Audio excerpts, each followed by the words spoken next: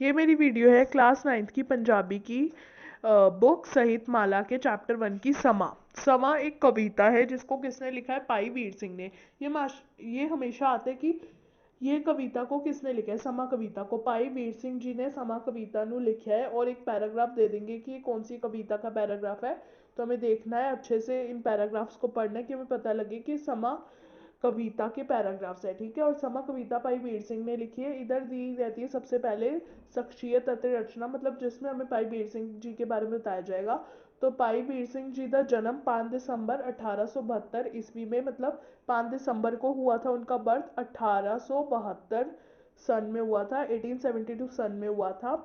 कहाँ पे हुआ था? उनके अमृतसर में हुआ था। और उनके पिता थे चरण सिंह और माता थी सरदारनी उत्तम कौर। ठीक है, और क्या नाम है? उनका देहांत कब हुआ था? 1957 सन में। ठीक है, आप 1957 ईस्वी विच अकाल चलाना कर गए। ठीक है, ये लास्ट लाइन लिखी हुई है शख्सियत अति रचना में। बस इसके अलावा ज़्यादा कुछ पढ़ने की ज़रूरत नहीं है इसमें शख्सियत अति रचना में। उसके बाद होती है हमारी कविता स्टार्ट। कविता के 2 पैराग्राफ है, बस इनको अच्छे से समझ लो तो हम पूरे जितने भी क्वेश्चन आंसर है कर सकते हैं। तो सबसे पहले है रही वास्ते कट समय ने इक ना मन्नी। रही वास्ते कट समय ने इक ना मन्नी, इसका मतलब है तरले मिन्नतें करती थक गई, रिक्वेस्ट करती थक गई, पर समय ने एक ना मानी। समय ने टाइम ने एक ना मानी, मैं तरले मिन्नतें करके थक गई। फड़फड़ रही तरीक समय खिसकाए कन्नी।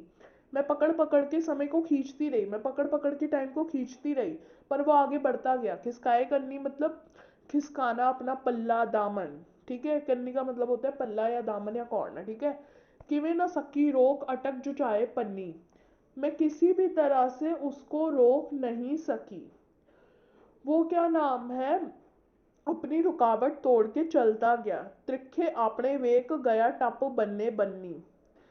तेज रफ्तार से वो सारी रोकों को, मतलब सारी रोक मतलब सारे जो रोक की हुई थी उसको टाप के चले गया, मतलब वो अपनी निरंतर गति के साथ टाइम चलता है। ये याद रखना है, ये क्वेश्चंस में पूछा जाता है। हो अजय, सेकंड पैराग्राफ है, हो अजय संभाले समय नू, अभी संभालो इस टाइम को, कर सफल उठदा जावदा। इसको सफल करो, कहीं ये हाथ से खिसक ना जाए। ए ठहरन जांच ना जानदा, ये रुकने की या ठहरने की जांच जानता ही नहीं है, इसको ठहरना या रुकना आता ही नहीं है। लंघ गया ना मुड़ के आमदा, अगर एक बार ये टाइम चले गया ना तो मुड़ के नहीं आते। तो हमें पता है कि अगर कोई टाइम एक बार चले गया तो वो टाइम मुड़ के नहीं आता। तो इस कविता का क्या मतलब है? जो है क्या नाम है, इसमें कह रहे हैं कि जो है वो तरले मिन्नतें करती थक गई, पर टाइम ने एक ना मानी। और जो पकड़ पकड़ के वो टाइम को खींचती रही, पर वो खिसकाए करनी, किसी भी तरह से रोक ना सकी। अटक जो पाए पन्नी। तेज रफ्तार से चलता गया सारी रुकावटों को तोड़ के। सेकंड पैराग्राफ में कह रहे हैं अभी भी संभालो इस टाइम को, इसको सफल करो, कहीं ये हाथ से खिसक ना जाए, क्योंकि ये रुकने की या ठहरने की जांच नहीं जानता। और जो एक बार टाइम चले गया वो दोबारा मुड़ के भी नहीं आता।